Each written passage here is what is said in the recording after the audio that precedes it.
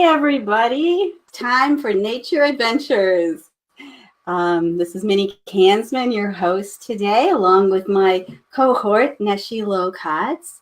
And today's topic here on Nature Adventures on the Star Nations Radio Network, I can't forget to say that. Our topic today is restorative practices with the more than human world. And this show has come about because I really wanted to share my experiences in recently had with the Council of Waters and Trees through the Association of Nature and Forest Therapy in Madison, Georgia. So Neshi, why don't you come on and join us? Yay. I know we could take our little time to do our liking and sharing here. Yeah, I'm going to do that right now. Yeah. So doing it right now. Join us and really got mine shared too. Oh, good. It's going to take me a second. I got to scroll. Today, there we go.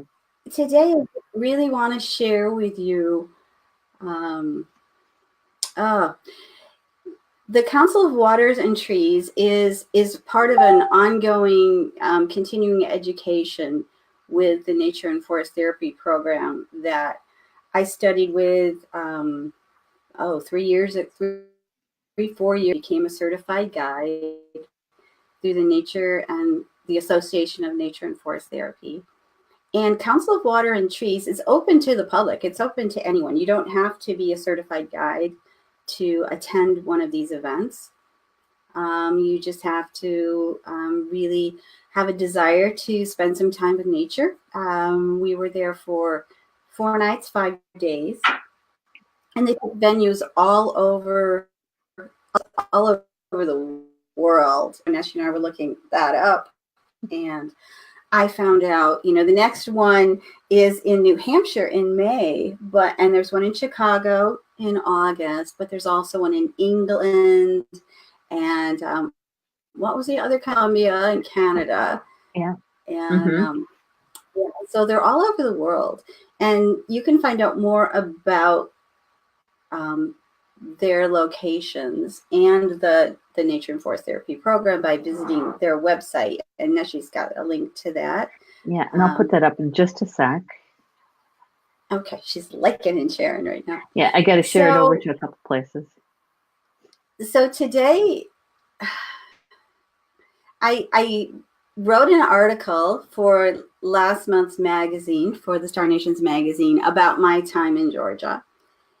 Just a little bit. There was so much for me to write about and so many side topics to move from. I may be writing another article next month about another app. I actually have your article. I actually have your article here. There it is, Nature Community. So it was in Madison, Georgia, held at this beautiful farmhouse inn on the 100-acre woods, they called it. And on this B&B site is the first certified forest therapy trail that's been designated as a certified nature and forest therapy trail in the United States. So we were there to walk that trail, bless that trail, and they had a ribbon cutting ceremony for that at the very end of our time there. Beautiful land. We're about, it wasn't maybe 40 minutes from Atlanta to the east. So beautiful site. For me, a Michigan native, it was wonderful to go to Georgia and experience spring before we have spring in Michigan, which, with 4 to 6 inches of snow we had Sunday. I'm wondering if spring is ever going to get here. What do you think, Neshi? Are you going to ever have spring? Oh, God. I hope so, because today is nothing but rain. And I've said it, I don't know, at least 5 different times. It's April showers bring May flowers, right? So it's supposed to mean it's spring. That's the only good thing about rain. And I'd rather have the rain than the snow right now. So I think a lot of us would. Exactly. So it's kind of funny because I've been to Georgia in April or in March and got to have spring. And then a couple weekends ago, I went to visit Jessica in Columbia, Missouri, and got to have spring. And then I came home, and we still haven't really had spring yet. Maybe this weekend. So maybe an interesting time frame here. Anne is saying hello to us. Oh, hi, Anne. Hi, Annie.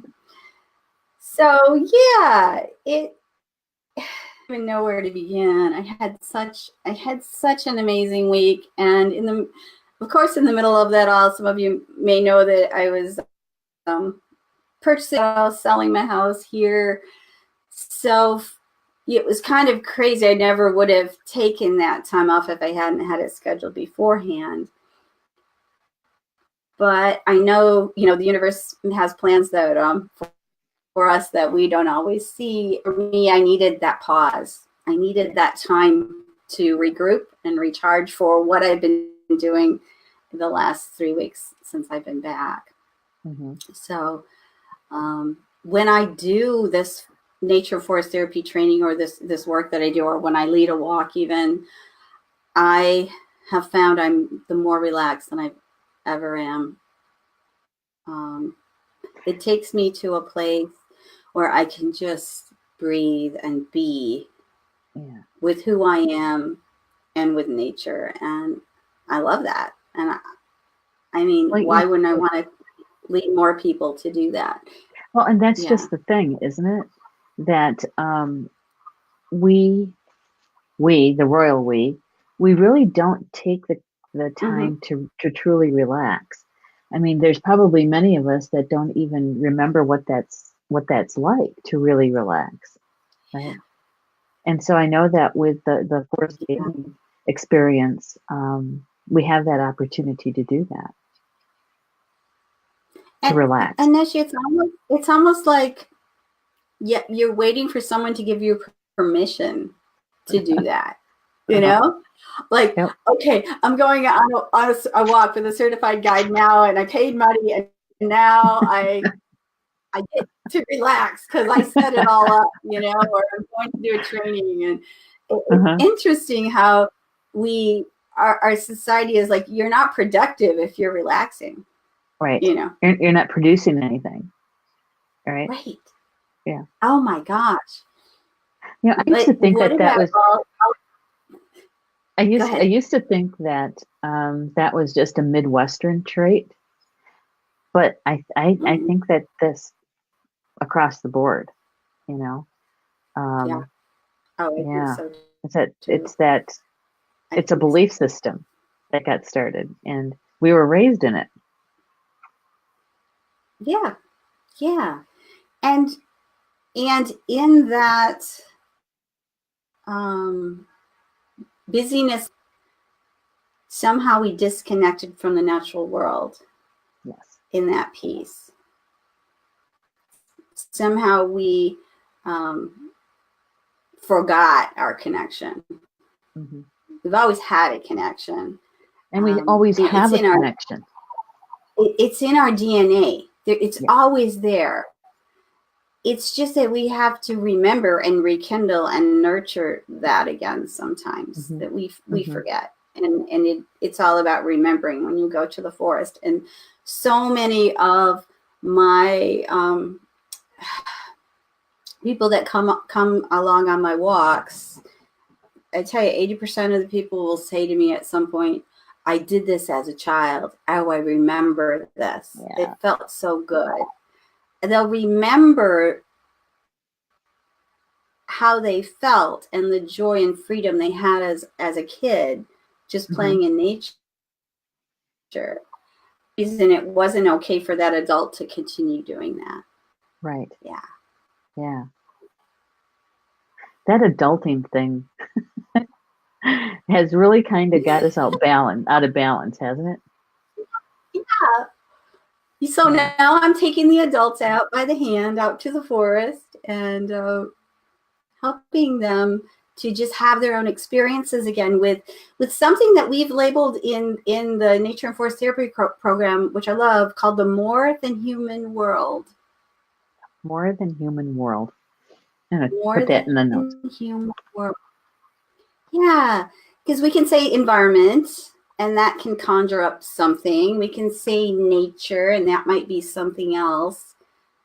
But for me, when I say the more than human world, it says that there's something out there living alongside of me, a whole nother large group of energies, be they animals, plants, rocks, stars, planets, that I coexist with. Mm-hmm. There's more than, I don't run the universe here. I'm just a part of all of that. Mm-hmm. I'm a piece of it.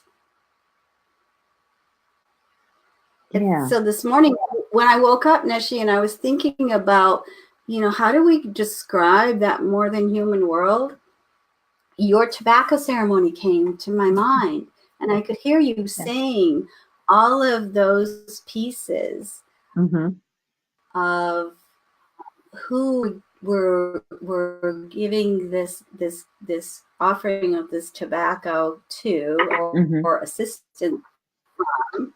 And you have that. Yeah, I have it for us. Slide, let me bring it up. But I'd love for you to speak sure. that. Sure. Because this is really what it is, all of this. Yeah. And where did this come from? Like, is this actually, this comes from my family. It actually comes from my mom. She's the one who taught me how to give tobacco. And it's kind of an adapted version of what she had taught us. Because I found that, and even when I would teach my nieces or my nephew how to give tobacco, in order to slow them down, to really be mindful of what they were doing and what they were asking for, I started adding the pieces in there of who we're actually giving it to, right? Because sometimes, it gets to be so rote that it almost sounds like, for some people who might be Catholic, when they do the rosary and they go really fast, it's kind of the same thing. And so slowing down and adding individually who we're giving tobacco to and what it's for. So tobacco giving ceremony, you can do it for many different things. You can do it because you're asking for assistance, for help. You could be doing because you're grateful. There's many different reasons why you would do a tobacco giving ceremony. So what I started out at the top, I'm going to do this, going to give it a solo here so everybody can really see it. Is to state your intention. In other words, I'm giving tobacco to the Creator for, and then fill in the blank. What are you giving it for? Mm-hmm. And what you really do is just take a small pinch of tobacco, and usually in your dominant hand, and you're giving the first pinch to the Creator. And then thereafter, you're taking a little pinch, and you're just giving a little bit to the sun, the moon, and the stars. Mm-hmm. And another pinch for Grandmother Earth. And then to the four directions. And we give to Grandpa the Thunders, the Misho Masei Nuns. And we give to the wind. And to the four seasons. Mm. And then we give to those who fly, especially the eagle.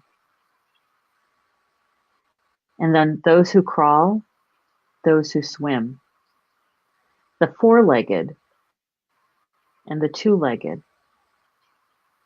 We give to the stones, the stone people, to all the vegetations, to all things green, to all bodies of water. And this one, even as a kid, always made me smile, is to all the spirits to have a smoke on me.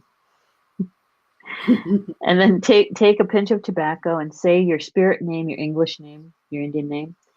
And then you state your full prayer, your request, and say again, Creator, I'm asking for, and whatever it is that you're asking for. And then you place the tobacco. When you're taking that one pinch, you're putting it into your left hand. And then you take that, what's in your left hand, all of that tobacco, and you place it on the ground. Usually east side of a tree, east side of a stone. You can put it in water. You can put it in the fire. Yeah. And then you're saying thank you and ahau, which is Potawatomi. Or you can close it with amen or so let it be, or however you feel comfortable in that closing. But when we do this, it really is about consciously asking all of creation to come to your aid.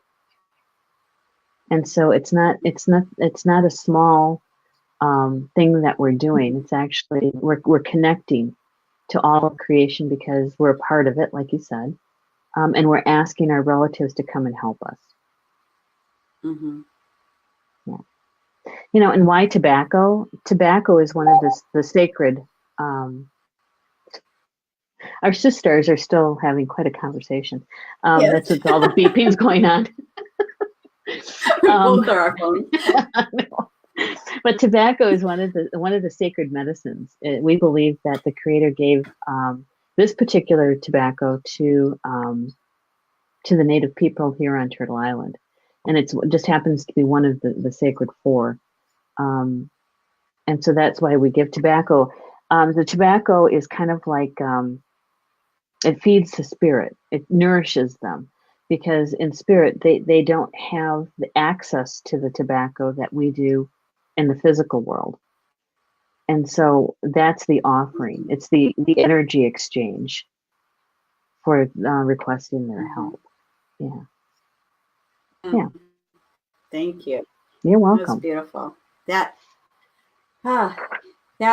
really reminds me of one of the pieces that we did at the council was called a restorative practice for cultural repair. Mm-hmm. And it was to repair misgiving or wound or anything that you wanted to communicate with the more than human world.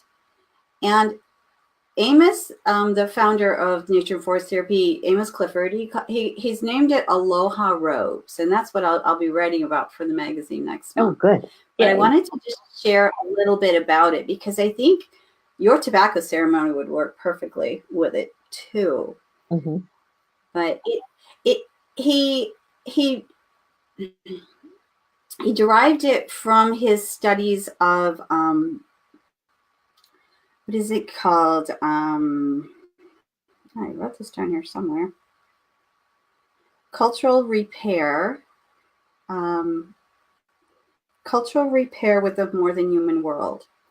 And what he did was he gave us each a piece of rope. It was long, beautiful colored, twisted rope. And he said, our invitation, in forest bathing and forest therapy, we go out and do invitations with the natural world. So our invitation was to go find something in the more than human world that we wanted to communicate with, and that we would create. I'm trying to find my questions. We would ask questions too. But the rope was to connect our heart to that whatever you were connecting to. If it was a tree, you would place it right around the tree, or place it at the base of the tree, or a stone, or okay. It was the sky, you would find some symbol to that, or a bird, maybe it was a feather. Sometimes you had to get really creative if it was something that was hard to connect 3 feet to. Mm-hmm. For me, my connection was with the water. I had a lot of experience with the lake on the property. This was our final day and on day 4. So I'd had other experiences with the lake, and it had been talking to me for a long time. So I did mine with the lake, with the water, really the water element called tied my rope to a little stick and threw the stick in the water and had the rope. Yeah. So I connected, and I watched the stick float in the water. It was really cool. But it's a cultural repair to, as you can see by the questions. First, you ask, when did our connection first appear? So for me, it was when with lake first appear. And I grew up on a lake. So in my mind, I saw my mom dangling me as a baby over the water. I was born in July, so I was probably, we're out, on the shore, on our little, we have a little beach type area. And I could see my mom dangling my toes over the water. You know how you play with babies in the water and push them through the water. And so that was my first connection with lake, as a very, very young child. And then the next question and then you ask to answer the same question. So you would ask in lake, what's your first connection with me? And it would say, yes, I remember when your toes were in the water and you were so playful, So you have this two-way conversation with whatever your heart connected to. And then some of the questions go for, like, what is it like for you now? So what is our relationship like now? And for me, it was like, I don't live near a lake. I have lakes I do forest therapy walks in, but it's not the same as that relationship I had. I grew up on that lake and didn't leave till I was 21 years old. Oh. So I had this really strong relationship with this lake. And then, and therefore, then the next question was, are there any knots or kinks that you are aware of us that are restricting us? And the lake was like, hey, yeah, you left when you were 21 and you never said goodbye. Oh, you never said goodbye. This is that. And, before doing this, I missed the lake. I knew I had longings for that, but I did not know that we had this kink or this knot in our rope. Yeah. And so then you talk it out with human world energy that you're dealing with, you're talking with, and ask, how would you like to move forward? How can we restore this if it's meant to be restored? Sometimes relationships are meant to just, it's over, we're done, but let's part friends. But so I asked the lake, how can I repair this? And it was like, well, you're moving to some new lakes in Colorado. I would like you to set up a connection of lake through them to me, because this is lake energy, Yeah. And I went, well, I'm going back to the lake. I'm going back to have a relationship. So I am to do ceremony when I get there to reconnect this. This part of the more than human world that I have neglected for the last 30, 40 years, as far as really, I've had this longing, I've had this desire. How many ponds have I had rain dig for me? I'm trying to get lake back in. Yes. But I didn't, I didn't know that I had this that I created the disconnect. I really did. So wouldn't you call that a yearning for that connection? Yes. So I had it, but I never, have really voiced it. And this exercise, like I said, I'm going to write it out in more detail, but people can do it with whatever. Gave me a voice, gave the entity, whatever that is, I call it entity, but the more than human world piece, a voice to speak back and to me, and to do this, what we call cultural repair in forest therapy. one woman, like everyone in class shared their experiences. One woman in class, a rat showed up on the farm. It was just a giant mouse to me, but they were calling like, okay, but it was freaking some people out, Yeah. And she said, I have this preconceived belief system around rat. And so she wanted to talk to rat and work on that to see, how many people have with snakes and spiders and, but a chance to do some not work, to get some kinks out about that.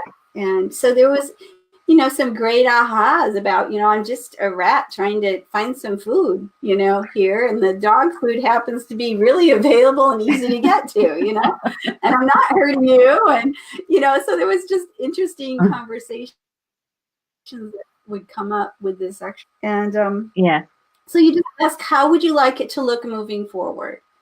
And no, she didn't have to go get a pet rat and all that, but she just had, the rat just wanted her to look at the rat like it would any other animal. Why does it have this, stigma to it, Right. Because like, I'm not bringing the plague on any, that's like, and I'm not trying to bite you. I'm not trying to bite you, Yeah.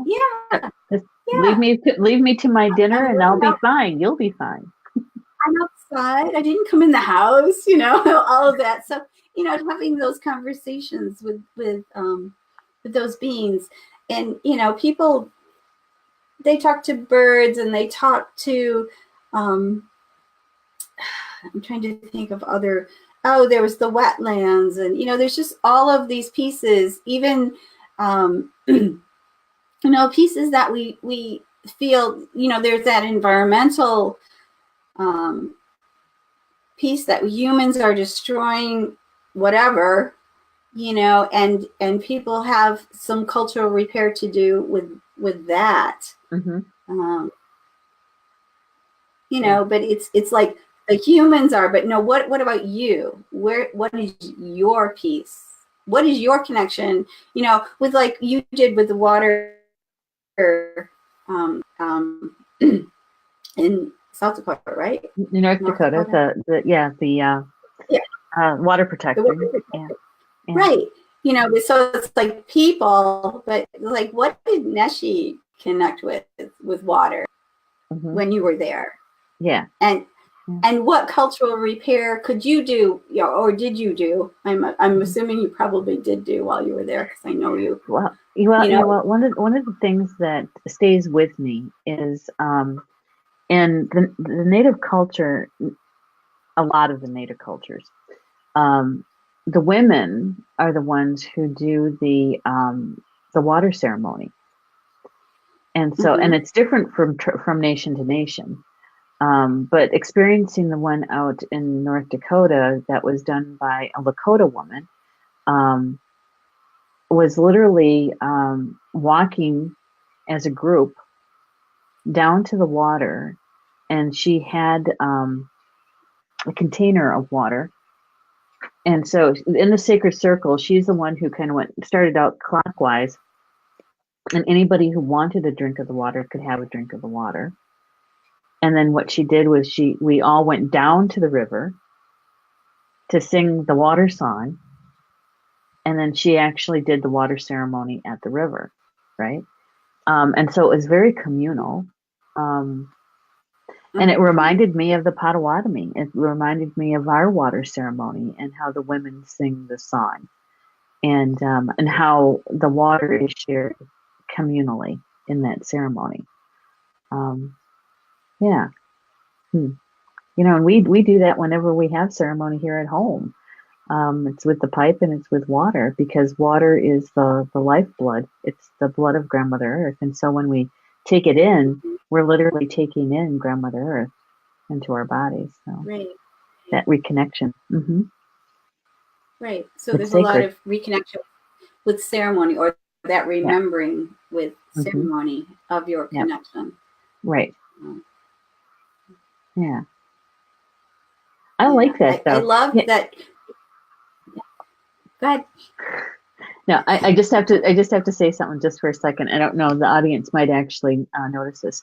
It did flicker. Our power did flicker just a little bit here. Okay. Yeah, because the thunder beams came in as I was talking about the tobacco, and now they're right overhead. So, yeah. So it wasn't not to your imagination. the power did flicker just a little bit. Yeah. Yeah, and that thunder is, those thunder beings are part of the more than human world too. I was also going to notice that in the tobacco prayer that you do, the 4 directions, the energy of the 4 directions is the more than human world. Spirit of ancestors is the more than human world. So it's everything that surrounds us in the universe. That's right. All of creation. More than all of creation. Right. So you can pick anything to do the aloha ropes with. But I found asking these specific questions really helped me to dig deep into that relationship. And then at the end, we will bring our conversation to a close with ceremony or whatever. I sang a song to the lake. I was just going to say that I like the use of the rope because it's very symbolic, right? And it really helps to connect our mental mind to what we're doing. It gives our mental mind something to hold on to, right? Yeah. But, it also is, because we're always talking about chords, cutting cords. We're going to cut this cord, cut that cord. But we do create cords. We do. Yeah. And so, and sometimes they are positive. They're not necessarily negative. Right. But to look at where there might be a knot or a kink or a perceived knot even. It's just a tangle. We talked about that too. Sometimes it's not really a knot. It's just a tangle and you just have to work it loose a little bit and boop, it's a straight connection again. I like even what you just said. Sometimes you just have to work at it a little bit because, it's a relationship. Really, it's a relationship. And in order for a relationship to be healthy and strong and viable, you have to nurture it. You have to spend some time with it. It's not going to happen just on its own. You actually have to spend some time with that relationship. Yep.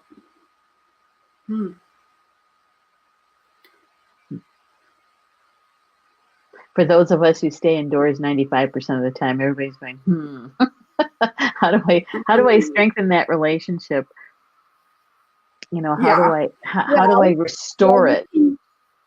You can go on a forest therapy walk. You can just, the steps to forest therapy are just slowing down. Going outside, giving yourself permission, as we talked about at the top of the hour, to go slow down. It's very helpful if you leave your technology in the house because the technology is a piece that's kept us inside. Yes. Or kept us focused. I want to say focused in our mind. Engaged in our mind. Engaged in because in forest therapy they kind of have a joke now and they say put your phones in forest therapy mode, which means like airplane mode, but you put them in forest therapy mode now. I would think that would be leave it in your room. Exactly. But sometimes people have really hard time just removing it from their physical body, like they're attached to it. I've seen when my daughter loses her phone, I've seen the look in her eyes, or she accidentally left it at home, and it's that generation that had, I think our generations, we knew what it was like without them, so we know we can survive without, because we did it. Yeah. You waited for the phone call, the answer machine, whatever. But they're just like, that's their life, their way of connecting. Connection. It's their connection. It's their connection, and so they don't feel like out it. I know this is going to get. I was just going to say this might get us off on a tangent, but I have to say it because it kind of went through my mind. Our technology and what we have that connects us to it has become part of our persona. It's become part of our status, if you will. Okay.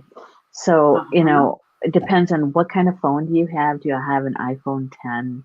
Do you have, what tablet do you have? And, and people talk about, their computers and how much RAM or how much memory they have on it and how big their screen is. And, all the yeah. We used to talk about about our cars. Do you remember that in high school? Do you remember that?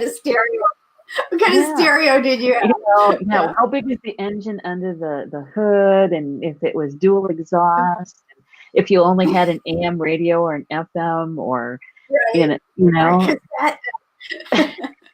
right. So that it's this generation's way of how we used to relate to our cars and our stereos, really.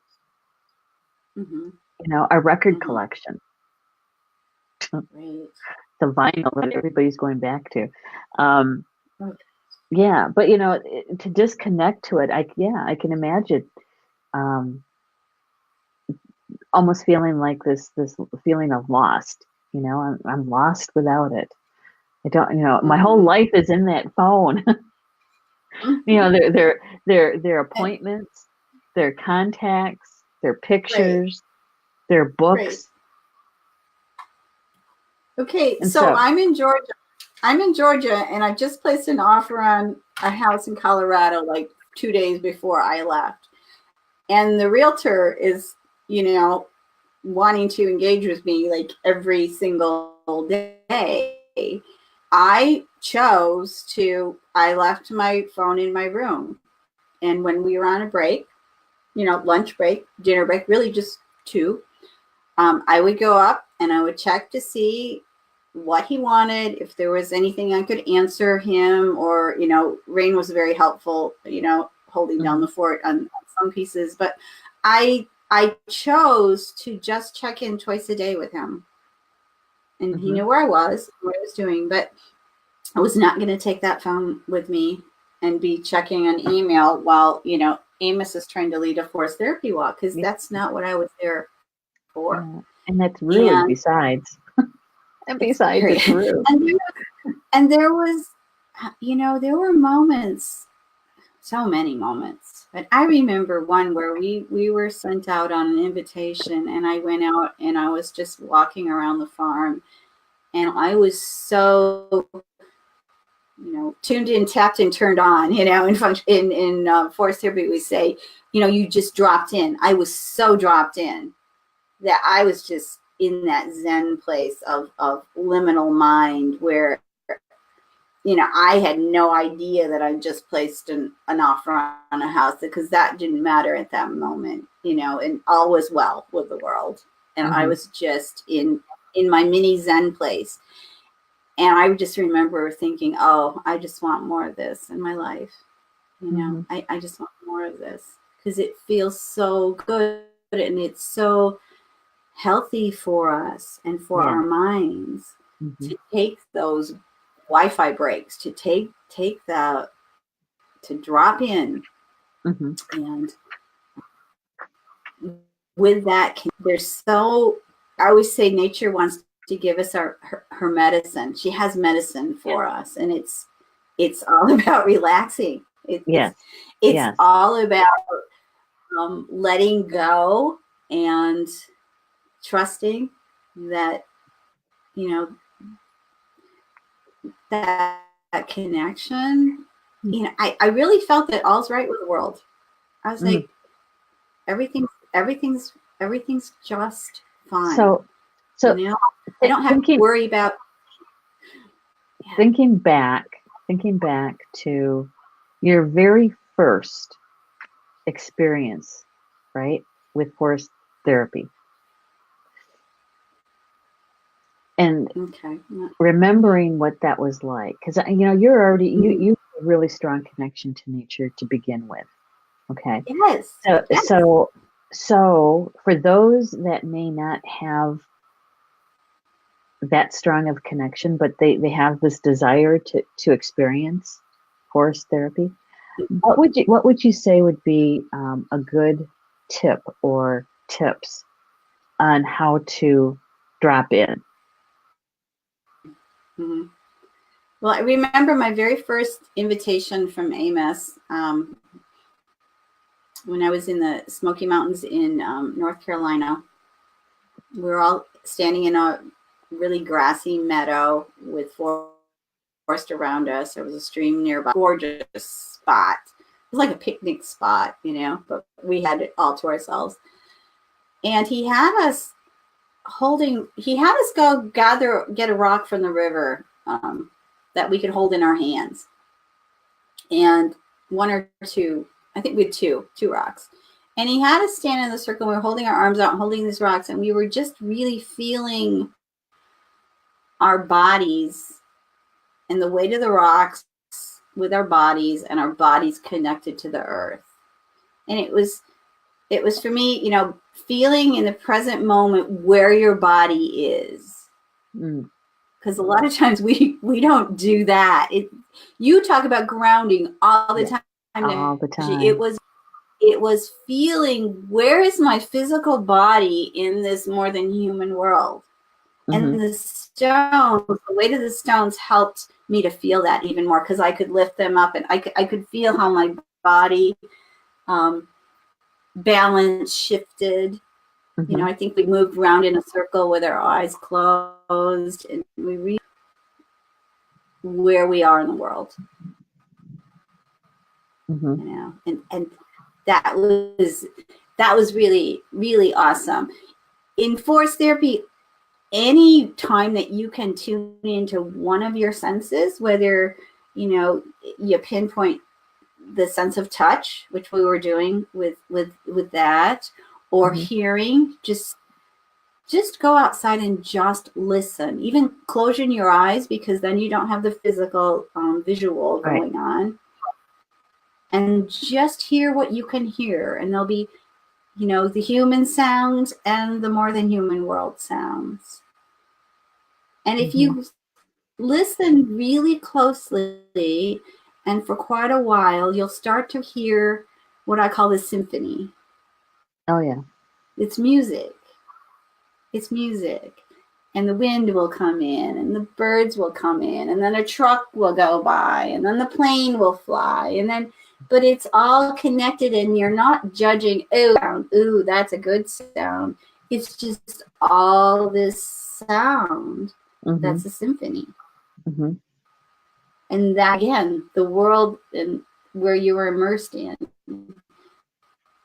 Because forest bathing, being immersed in the natural, listening, smelling, that's another one. And we don't use that sense. Oh, I know. You know, dogs use it a lot.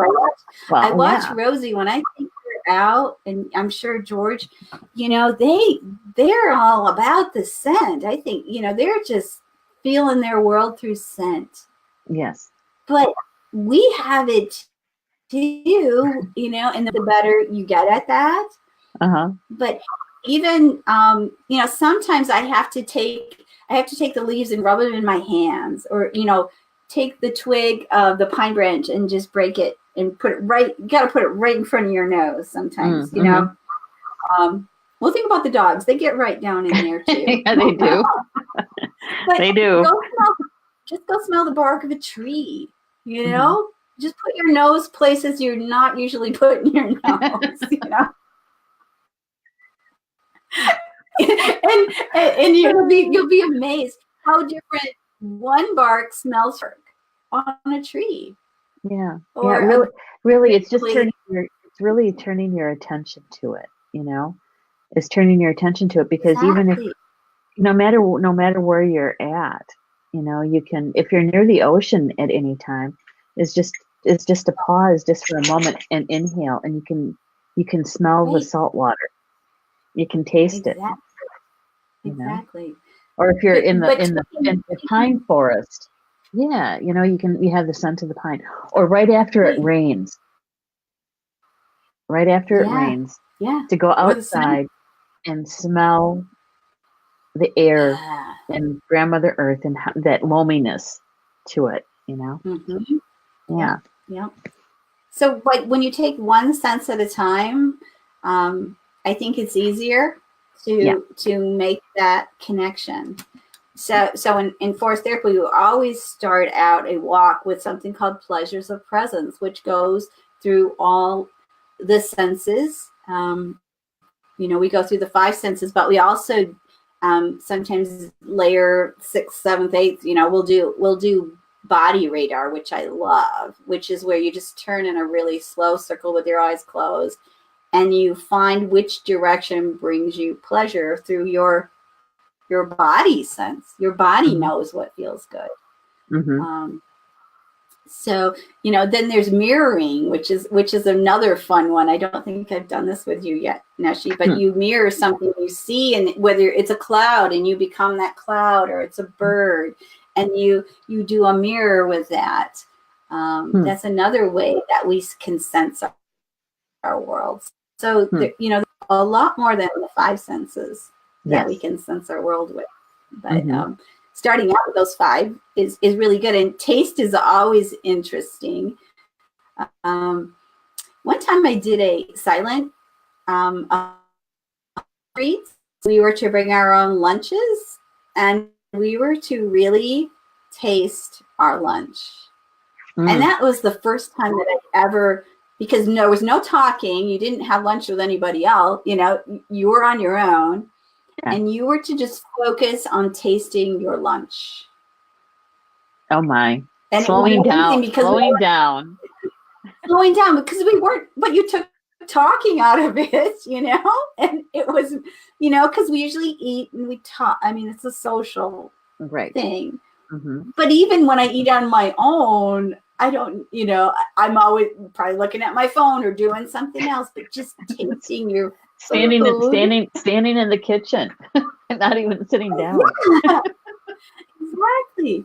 So that was interesting to see, to pay attention to how your tongue works and how your mouth actually tastes, and you chew food and where you move it from side to side. It was fascinating. I encourage people to try that. It was really cool. So, well, and I think that in each one of those, one of the things that is a common thread through it is to slow down and to turn your awareness to, right? Yes. So your focus is turned to that. Right. And a prompt question we use all the time when we're in counsel and sharing our experiences together after an invitation is, what are you noticing? What are you noticing? And that's with all your senses. That covers all of your senses. And, past, present, future too. It's what do you notice? What are you noticing, in your life? And so I love that part. They're finding with the forest bathing, this forest therapy work that we're doing, that the counsel sharing has become as important as the walk, because people really be heard, and they want their experiences to be heard. And in counsel sharing, we pass around a talking piece, and everyone gets a chance to speak without being interrupted. How often does that happen in our world? Here we are. And we lost Minnie. Rats. Here she is. Hopefully she'll be back in a second. I don't know.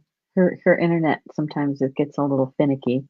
But anyway, the picture is what she was referring to. This is holding council. Here she is. She's back. Going to bring her back into the studio. There she is. Okay.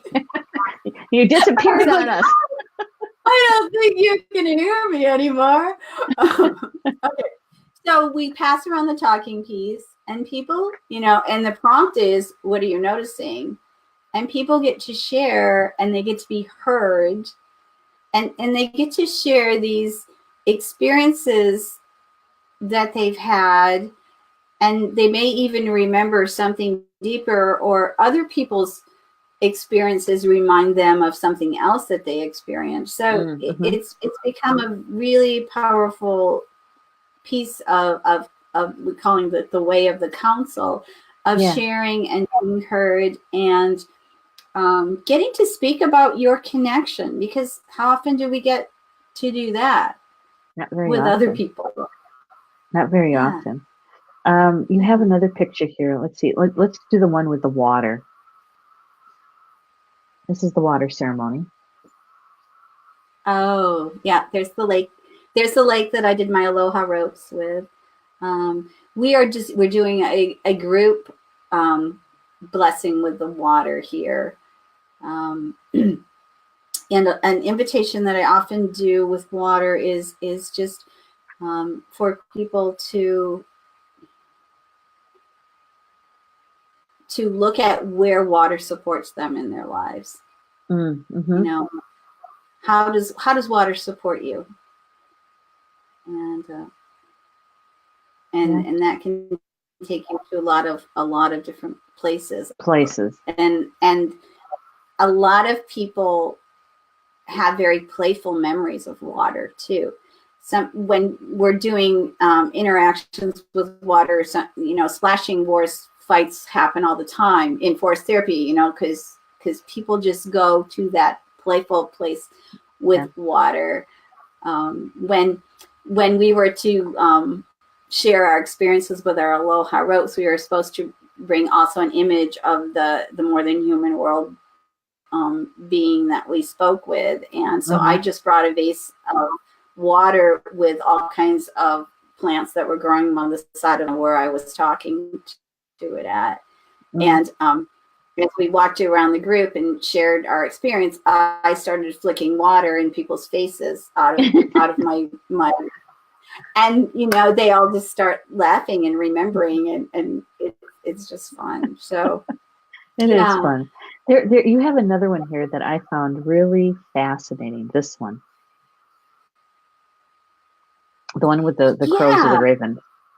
And that showed up on my Facebook feed this morning. David Sturkin put that on the Facebook feed, and I thought, and I'll just read it.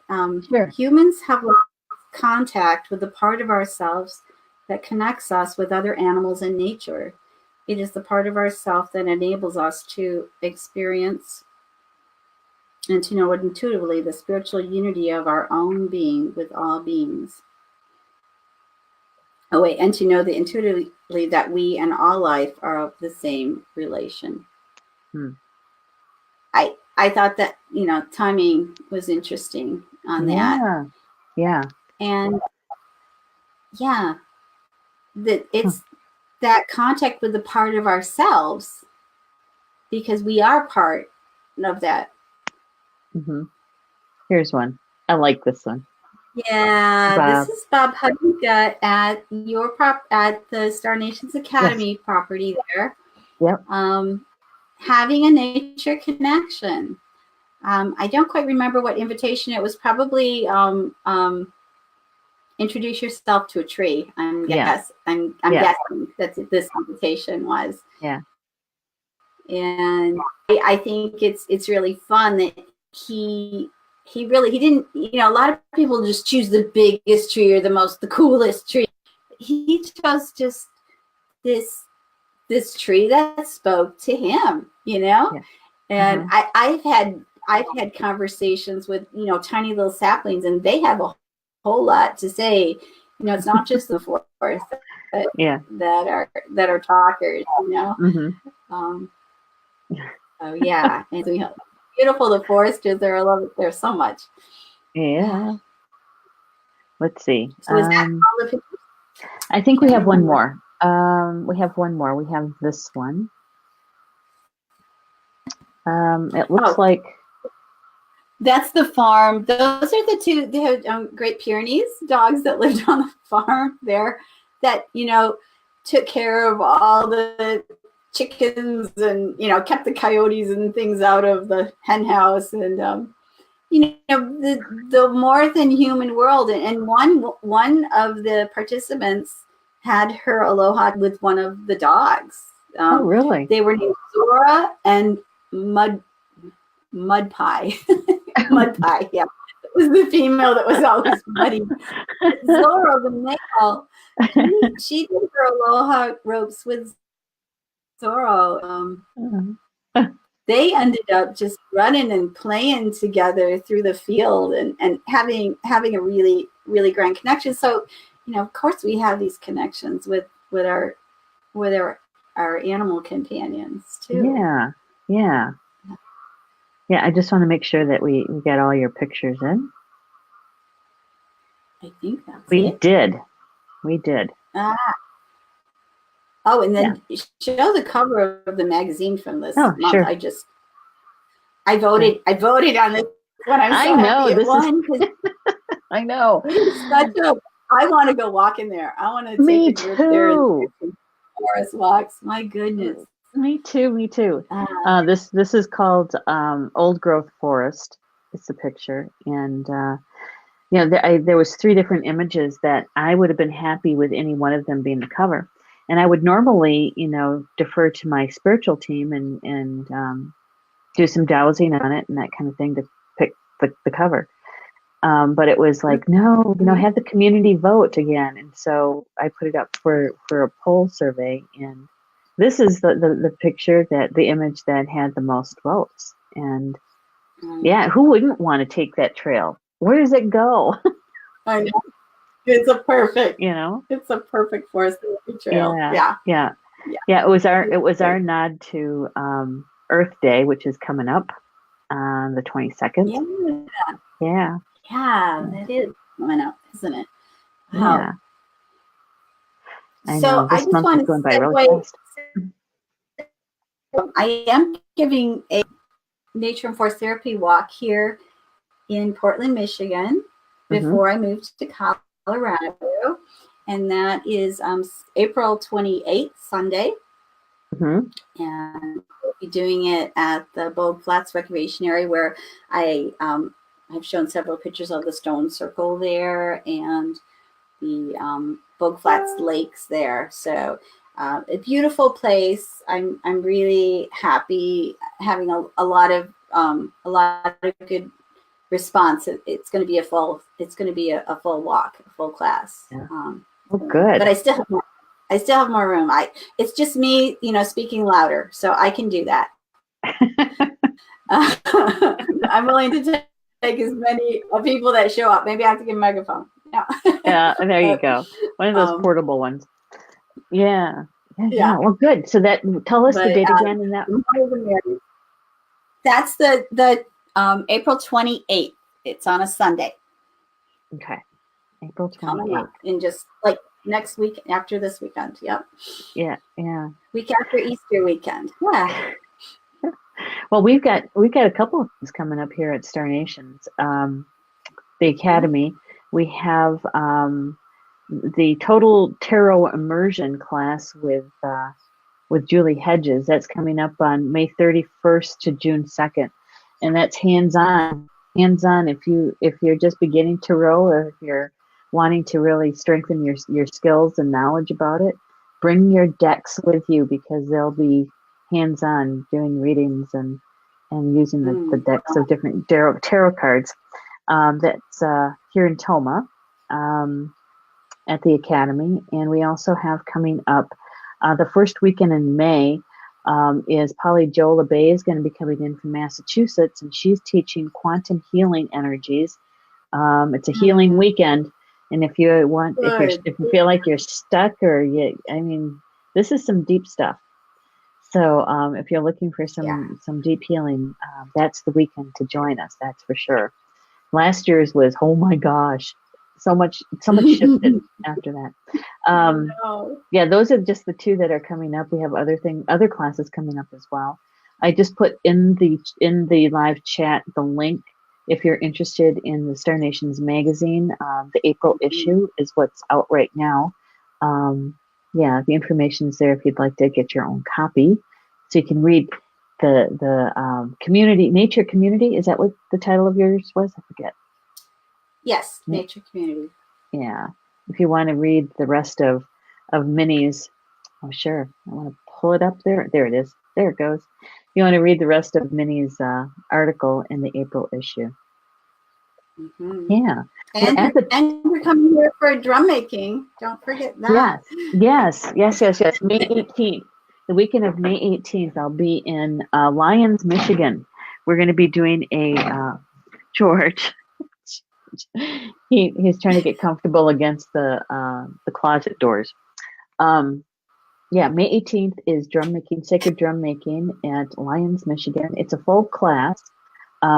We are starting a waiting list to see if we would like to do another class, probably in the fall sometime, in Michigan. So if you're interested in that, you can always go to the website, starnations.org, go to the contact list and contact Julie Shumway Hill, who is our academy manager, and she'll get you set up to get on the wait list. So, yeah. Can't wait. Cool. Can't wait for that one. I'm going to see a lot of people I haven't seen like in 3 years, 4 years. Yeah, it's going to be really fun. It's going to be a really good last hurrah for the house too. I'm really happy you're coming. Me too. Can't wait. So with that, we're at the top of the hour. Is there anything else that you'd like to leave our audience with? Just go to the Association of Nature and Forest Therapy website and check it out. There's lots of other, council waters and trees councils going on that you can attend. You don't have to be a certified guide to go to those, and you will have that beautiful experience of connection. I can almost guarantee you. I've never seen anyone not have it once they've been there for 3-4 days with Amos and his teachers. So, so if you want that kind of experience, you have a place to go now. So I just wanted to thank everybody for being with us today for Nature Adventures. It's always good to hang out with you guys. And hopefully that you found the information, restorative practices helpful. And for those who would be watching the recorded video, thank you so much. We appreciate it. And if you guys ever have any questions or comments that you'd like to leave in the comment section, even if you're watching the recorded, please do that. We'll get back to you and answer your questions as best we can. We can see you next month, May 15th, I think it is. Let me double check. Yes, May 15th for the next show of Nature Adventures. Thanks so much, everybody. And we'll see you in May, on May 15th. Yeah. Yeah. Bye, everybody. Bye-bye.